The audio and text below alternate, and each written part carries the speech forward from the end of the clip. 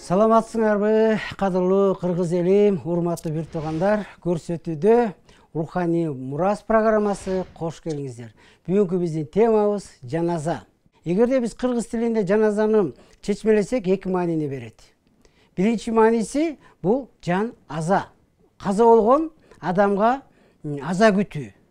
Мындайча айтканда, кайгыруу, ыйлоо, жоктоо, ошондой эле өкүрүп келүү, кошок кошуу, ошондой эле жакындарына келип, көңүл айтып, кайгысын бөлүшүп, колдоо көргөзүп, жаназасына туруу, ушунун баардыгын каза болгон адамга жанга аза күтүү деп эсептелет да. А экинчи мааниси болсо, бул жан азаттык. Мындайча айтканда, жанды азаттыкка чыгаруу, эркиндикке чыгаруу. Мисалы, эгерде адамдын баягы карыздары болсо, ошол аласа бересесин чечүү. Каза болгон адамга кээ бир адамдар мындай таарынчу болсо, ошону чын жүрөктөн кечирүү, анын баягы күнөөлөрү үчүн жараткан Кудайга кайрылып, сыйынып, бата тилеп, каалоо тилек айтып, анан ошол жаназасына келген адамдар баары чогулуп оомин деп, чын дүйнөгө сый урмат менен узатуу да. Ошентип баягы жаназа эки маанини берет. Эгерде биз тарыхыбызды карасак, кыргыздар жаназага аябай маани беришкен да. Жана каза болгон адамды, маркумду чын дүйнөгө, акыркы сапарга сый урмат менен узатууга аракет кылышкан да. Мисалы, аксакалдар жаназаны кыргыз тилинде эле окушкан да.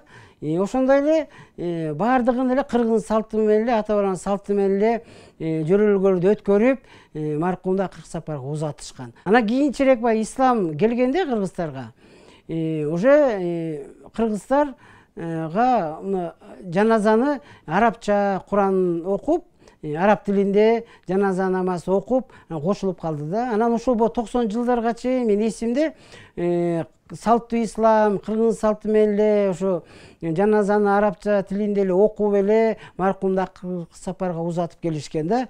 Бирок 90 жылдан кийин ушул көп байкалып атат да. Динге аябай берилгендер, молдокелер маркумду акыркы сапарга узатаарда, мисалы, өкүрбөгүлө деп, ыйлабагыла деп, кошок кошпогула деп, ушундай тыюуларды салып, мал сойбогула деп, ушундай көп кийлигишүүлөр, тыюу салуулар болуп атат да. Ошондуктан көп келишпестиктер болуп атканын көрүп атабыз да. Мен ушуга бир мисал келтирип айткым келет да. Мен ушу жакында эле бир Facebook'тан окудум, интернеттен. Бир аксакал киши эле жазыптыр. Өзү күбө экен да. Ал айтат, бир эженин жолдошу ооруп каза болуп калыптыр да. Анан алардын 2 кызы, 3 баласы бар экен. Тиги 2 баласы болсо, Россияда, чет өлкөдө иштеп, үйүндө жок экен да. Анан тиги кичүү баласы болсо, ал үйүндө экен. Анан баягы кыздары тиги бир туугандарына кабар берип, андан кийин ал кабарды угуп эле, тиги балдары келсе эле, үй тымтыш дейт, жымжырт дейт баягы. Анан кирип караса үйүндө энеси отуруптур, кайгылуу отуруптур да. А тиги кичинүү иниси болсо дабатка кетип калыптыр да. А көрсө деген ал кичүү иниси үйүндө динге аябай берилген бала экен. Ошондуктан ал энесине баягы жолдошуна баягы ыйлаганга, ошо кошок кошконго, тыюу салып, мал сойдурбай, ошол күнү көмүп салып, анан өзү баягы дабатка кетип калыптыр да. Анан келгенде баягы энеси тиги балдарын айтыптыр да, балдар кыздарыначы. Мына силердин оокатыңар, мынакей силердин үйүңөр, мен төркүнүмө кеттим. Анткени мен жолдошумду кыргызча, кыргыз салты менен, мындай сый урмат менен кошок кошуп, ыйлап узата албай калдым. Ошондуктан мен аябай капамын. Мен кеттим төркүнүмө, мынакей деп кетип калыптыр да. Анан ошондон бери эле ошол ал үйүнө деле, балдарына деле кайрылбай, ошол эле кетип калыптыр да. Ушундай бир Кыргызстанда, кыргыздардын арасында ошо маркумду акыркы сапарга узатууда ушундай бир маселелер, ушундай көйгөйлөр болуп атат да. Мен ошондой эле ушул сыяктуу эле дагы бир окуяны билем да. Ал дагы ушул интернеттен окугам да, Facebook'тан. Ал дагы ишенимдүү киши эле айткан. Бир киши өзү союз учурунда бир чоң кызматта иштеп, анан Компартиянын камчысын чаап, аябай мындай жакшы жашоодо жашаптыр да. Ал кезде баягы кыргыз салтына көп маани бербей, баягы кудайсыз атеисттик убак эмес беле. Анан баягы чоң болуп иштесе, ушундай бир аябай жашаптыр да. Баягы чоңдор кандай жашачу эле ошондой эчтекеге мындай маани бербей ушундай жашаптыр да. Анан ошо 90-жылдар келгенде баягы СССР кулаганда келинчеги дагы аял да каза болуп калыптыр да. Анан ошол учурда СССРде кулап, союз тарап, ана кезде жумуш жок, анан ушундай бир убакта баягы аябай жакшы жашаган киши баягы ушундай бир капага, кайгыга түшүп калыптыр да. Анан ошол кездерде ал баягы намаз окуп, келме келтирип, кумган көтөрүп, дарат алганач ушундай кылып калыптыр да. Анын балдары болсо мындай билимдүү балдар экен да. Анан бул жерден мындай сөз болуп атат да, ошол карыган киши бир күнү баласын чакырып, ушул акыркы сапаркы узатуу боюнча бир тема болуп сөз болгон окшойт. Анан ал жерден ал айтып бериптир да, мени ушундай кылып узат деп өзүнүн баягы акыл насаатын айтса, ана тиги баласы айтыптыр да, ата, мен сени сиз айткандай кылып көмө албайм. Анткени силер ислам жолундасыңар. Ислам жолунда болсо өкүргөнгө болбойт, кошок кошконго болбойт, мал сойгонго болбойт, эстелик койгонго болбойт. Ошо эртеси эле көмүп салат.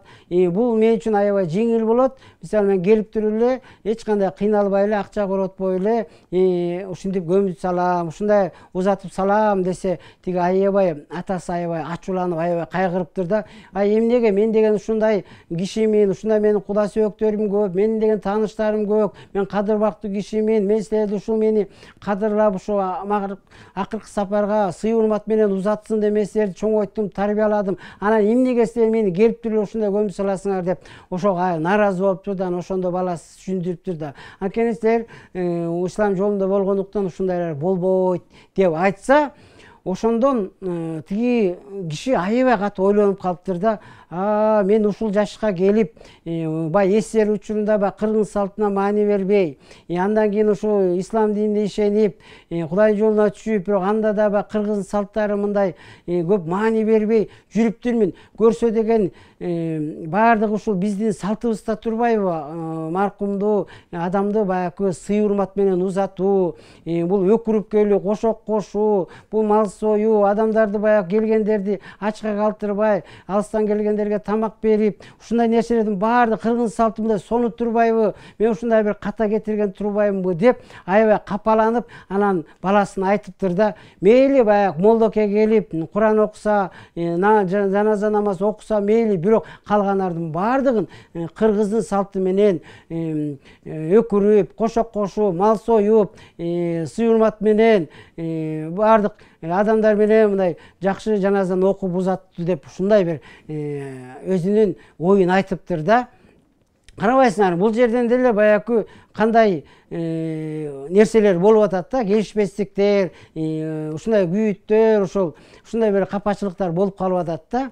Эгерде мисалы ыйык жазууларды карасак, Торатты, Башталгыч китебин карасак да, аяктан деле Жакып пайгамбарды каза болгондо мисирликтер 70 күн ыйлап узатышкан да. Анан баягы баласы Жусуп жана балдары ушунчалык бир жума өкүрүптүр. Ошондо баягы тегеректеги бүт элдер алардын өкүргөнүн угуп, адам каза болгонун билишиптир да. Ошондой эле Муса пайгамбарды деле 30 күн ыйлап, кошок кошуп, кайгырып узатышкан. Эгерде карап көрсөк, Дөбөт пайгамбар деле өзү кошок кошкон да. Ошол нерселерди бар, бунун баардыгы эле Кудайдын сөзү менен эле ыйык жазууларда бар да. Бул мен ойлойм, бул Кудайга каршы бир мыйзам музгандык деп ойлобойм да. Ошондуктан мен ойлойм, мурдакындай эле ушу жаназаны мурдакындай эле окуп, каза болгон адамга, маркумга мындайча айтканда өкүрүп келип, эркектер боз үйдүн сыртында туруп өкүрүп, аял кишилер баягы боз үйдүн ичинен кошок кошуп, ошондой эле мал союп, 3 күн сөөктү кармап, мындай жаназасына туруп, жаназасын окуп, сый урмат менен акыркы сапарга узатсак, аябай эле жакшы болмок да, аябай эле жакшы болмок. Ошондуктан баягы кыргыздар деген негизи ушул жаназаны бул аябай мындай маани беришкен да, маркумду акыркы сапарга узатып узатууга аябай мына маани берип, сый урмат менен, кыргыз салты менен узатканга аракет кылган. Ошондуктан баягы Кыргызда 3 лик деген бар, 7 лик деген бар, 40 лик деген бар, анан ашы бар да. Ошо негизи ашын бергенге чейин баягы азалардын аза күтүүсүн баягы токтоткон эмес да. Ошондуктан ушул нерсени кыргыздын салты менен эле узатсак жакшы болмок да. Ошондо эч кандай бир келишпестиктер болбой, ынтымакта баардыгы жакшылык болмок да. Ошого мен силерди чакыргым келет да. Бул биринчи бөлүк бүтүп атат. Экинчи бөлүктө мен ушу жаназа боюнча дагы мына тереңирээк, маанилүү бир чындыктарды айтып берем да. Мен Кудайдын жакшылыктарын айтып берем.